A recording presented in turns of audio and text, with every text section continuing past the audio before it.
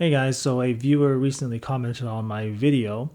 They said, I've been following you for a while and I don't think you are getting the full capabilities of your gear. For one, the videos always seem out of focus, maybe due to poor lighting. Anyways, keep it up. I enjoy watching your videos, especially your commentary about camera gear. So, first of all, thank you very much for your comments. Contrary to what people may believe, I actually love seeing comments. I welcome comments. Maybe that's because this is a relatively small channel, so any sort of community engagement is welcome. Within reason, of course. I don't mind critical comments as long as they're done with some respect and they're constructive and they're reasonable. I welcome any comments, however critical. Because the thing is, I've actually recently been thinking about why it is that I enjoy vlogging, why I'm doing what I am doing, and I think it's a lot to do with building a community, right? You want to interact with a community of people that share similar interests, and this is one way to do it. And sort of the one of the main goals for me is to get some feedback and start conversations.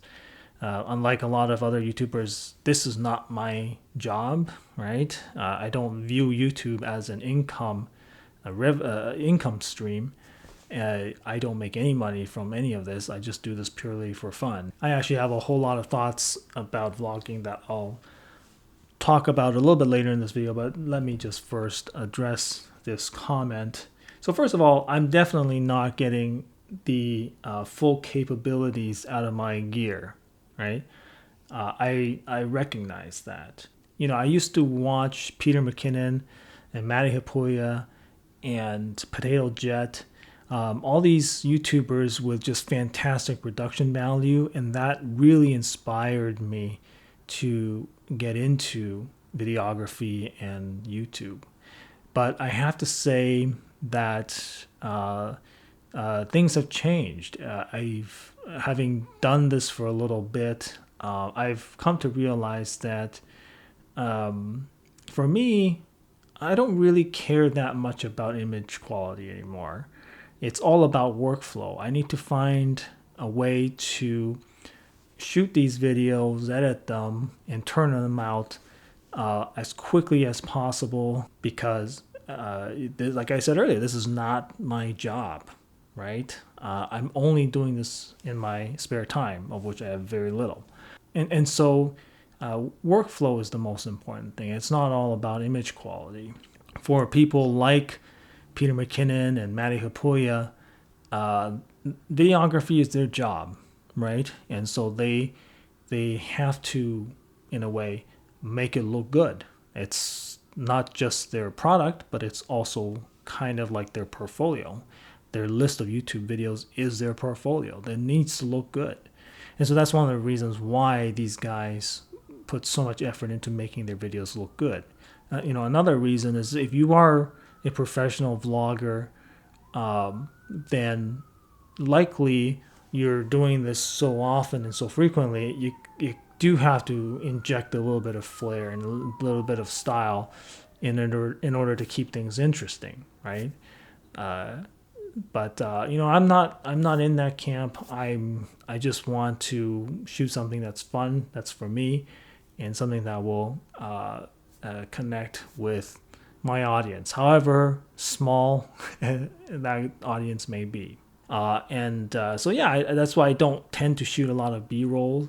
I used to be kind of obsessed with the idea of shooting B-roll. I got ND filters so I can shoot, thin depth of field product shots. I wanted cameras that can shoot slow-mo. I also got those ND filters so that I can, hit the 180-degree shutter angle so I can make my B-roll have proper motion blur and all that stuff. But all of that stuff adds friction to the production process and makes it less likely that you will continue vlogging.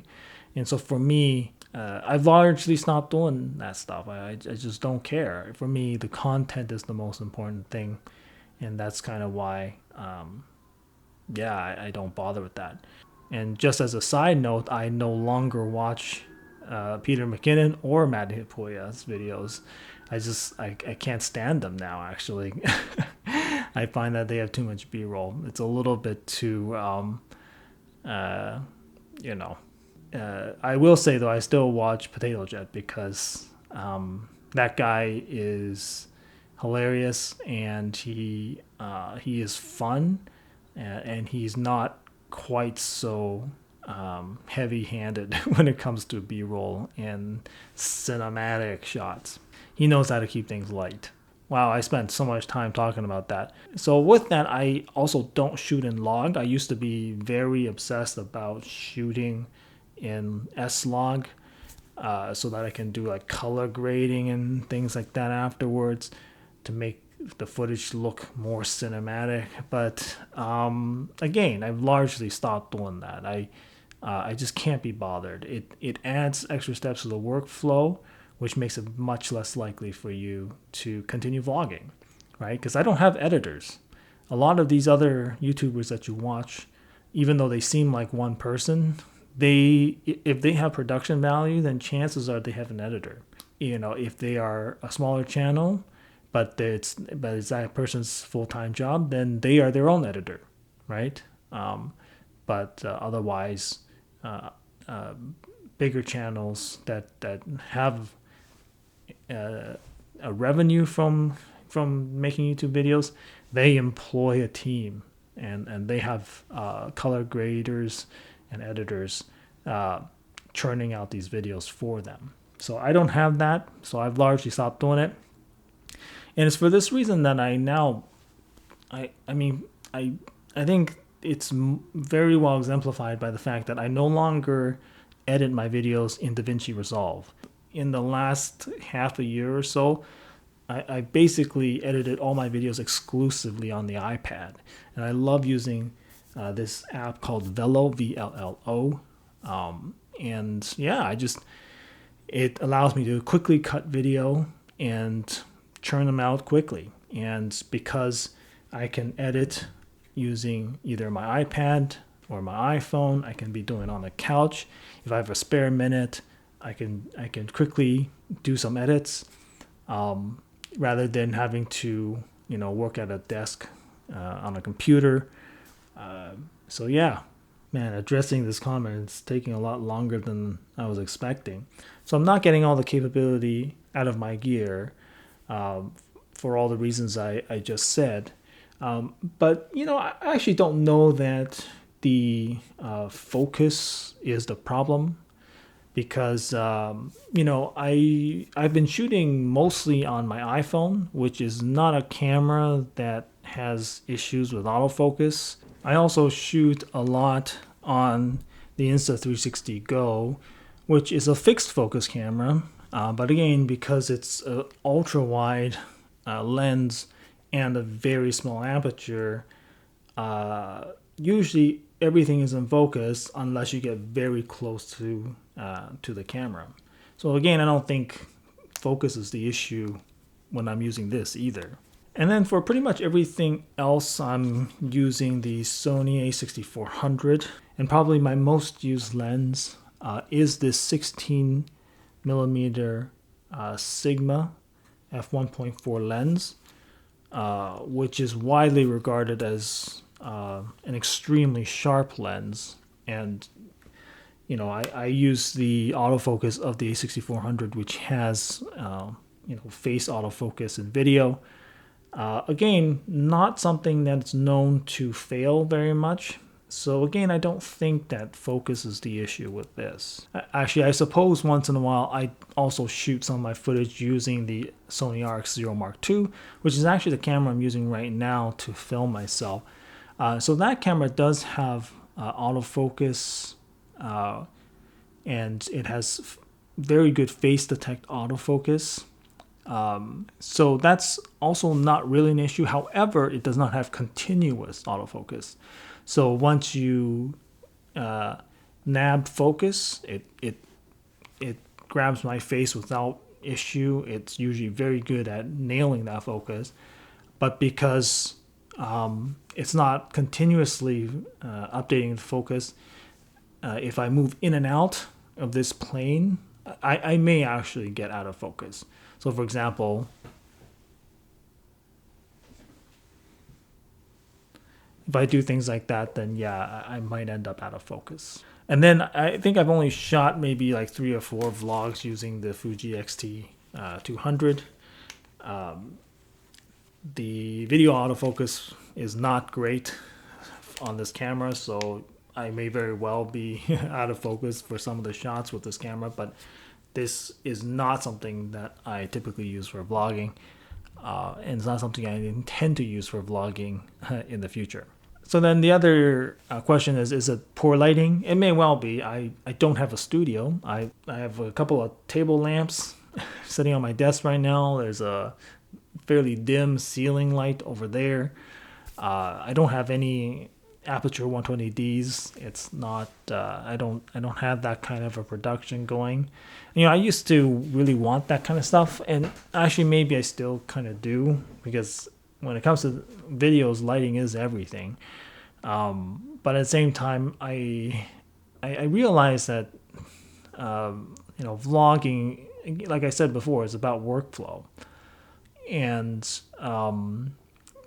for me that also means recording wherever I may be, and a lot of times that's not here at my desk. And so having a studio light like that, sure, it'll help for shots in here, like right now, but for a lot of the other shots, it wouldn't be very useful. All that aside, I think another major contributor to the softness of the videos that you're seeing is the YouTube video compression. It's a thing. It's a known thing.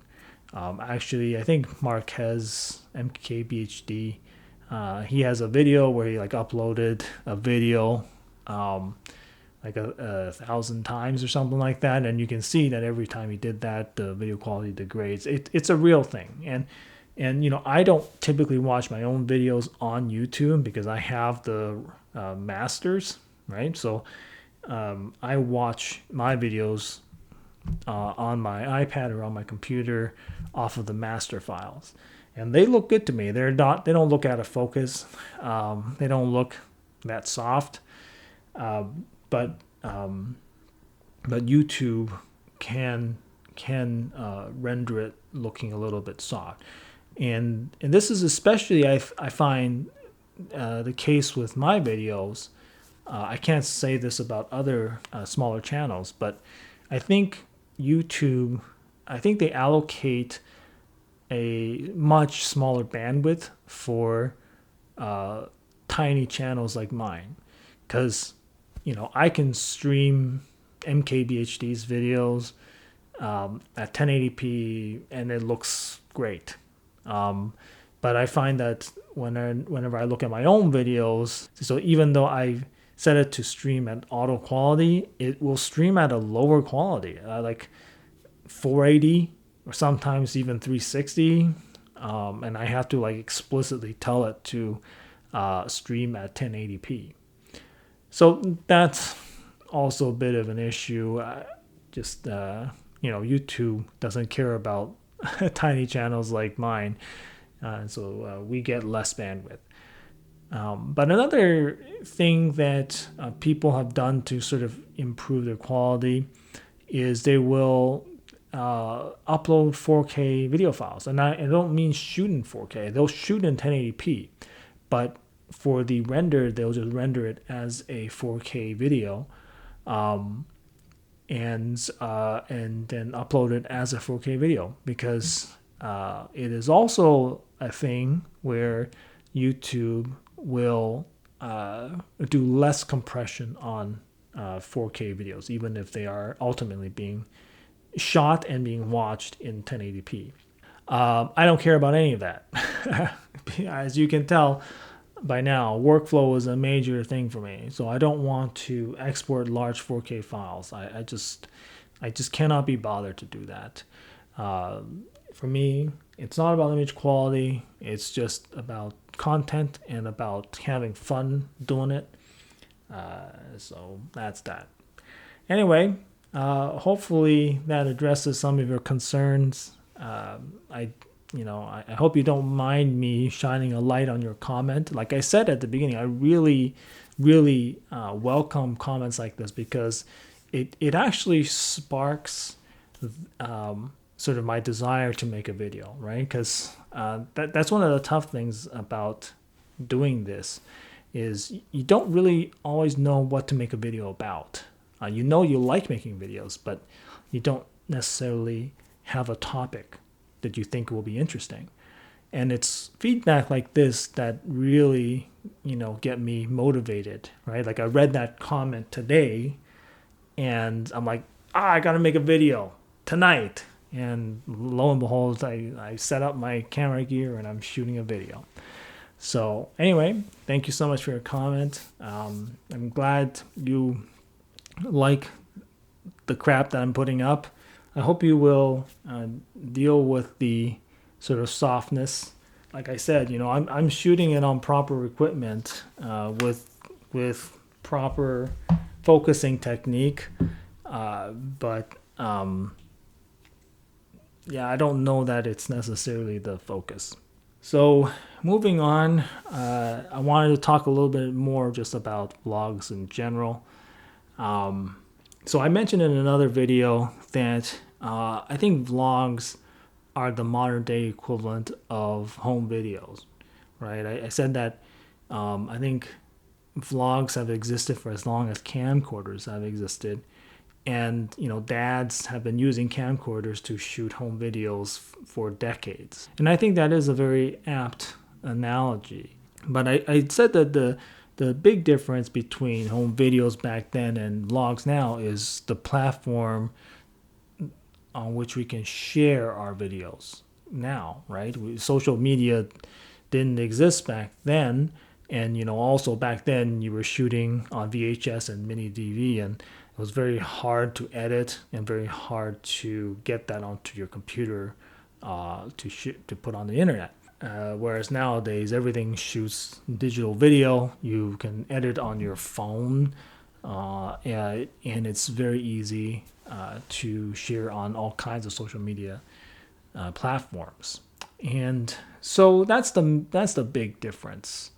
And like I said earlier, one of the things that's driving me is not just, I can shoot some home videos that I can watch later on. Because the videos are being shared on a social media platform, there is the potential for developing a community around your videos. And so you can interact with people with like interests, right? Like, for example, my videos have oftentimes been about camera equipment, and so the people that tend to stick around, tend to watch these videos, tend to comment on these videos, or are likely people who are also interested in camera gear. And so you kind of cultivate a community there of sort of camera nerds, and then allows you to interact with them either through comments or through a video like I'm doing right now. Like I just spent a whole long time answering a commenter's question. Anyway, I think that's the fun part. If I didn't get any feedback, I think that would be worse. It would be like shouting into the void. I'm making all these videos, but if nobody watches them, then did I actually make a video? Right? It's like the tree thing. So if a tree falls in the forest and nobody's around to hear it, did it actually make a sound, right? It's kind of like that. So yes, I know that with YouTube, there's a very long sort of initial investment period, buy-in period, however you want to call it. You're going to make many videos for years probably before your channel grows, right? It's going to feel a lot like shouting into the void. And I recognize that, and that's what's been happening. I've been making videos for years, and it's still I still have a very small subscriber count, but that's fine. I know that this is the process, but I hope eventually to develop a community who has long-winded. So one thing I wanted to talk about was how most people tend to look down on vloggers and vlogging as a whole. And like I can kind of understand that. I think, on Instagram I follow this account called Influencers in the Wild, right? It can be ridiculous. People just sort of disrespecting other people, whipping out their cameras or their phones and just talking loudly to it. You have the potential to sort of kind of disrupt other people with your vlogging. So I understand that, but I think there's also a way to do it in a more respectful, tactful way that doesn't inconvenience other people. And I think that's kind of the reason why I like cameras like this. They're just very unobtrusive. The point I'm trying to get to is that even though vloggers are looked down upon, if you think about it, it's also given rise to some pretty important things, right? So, for example, right, The Tiger King on Netflix, that show exists today basically because The Tiger King saw the value of vlogging, right? Now, back then, they didn't use phone cameras like this. He just hired a crew to follow him around and videotape everything. So he has like just a ton of footage that he can use, or Netflix can use, to create a show. The same thing also applies to The Last Dance, right? For some reason, Michael Jordan decided that he was going to have a camera crew follow him around, just constantly filming. So that's kind of like the modern day vlogging. And then my third example is Val Kilmer, right? So he relatively recently released a movie on Netflix called Val. And again, it's just a ton of old footage that he happened to shoot when he was much younger. I didn't know this about him, but he apparently carried around a camcorder at all times and just shot lots and lots of video.